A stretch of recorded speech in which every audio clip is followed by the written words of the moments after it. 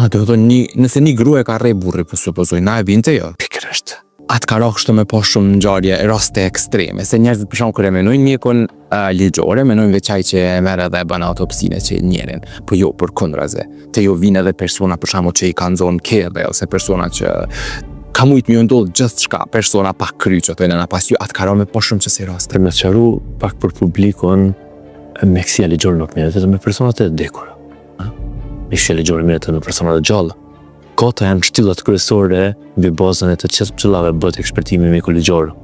Janë kufomat apo personat e vdekur, janë personat e gjallë të dëmtuarit, qoftë nga dhuna fizike, qoftë nga dhuna seksuale, qoftë nga dëmtimet në aksident trafiku, pra na bëjmë edhe evaluimin e dëmtimeve trupore.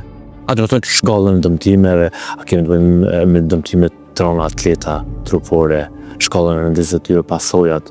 do të thonë nëse një grua e ka rrej burri, po supozoj, na e binte jo. Pikërisht. Evaluimin e dëmtimeve trupore.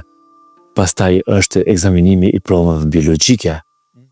Ekzaminojmë provat biologjike, gjak, urinë, spermë, qime, inde, organe.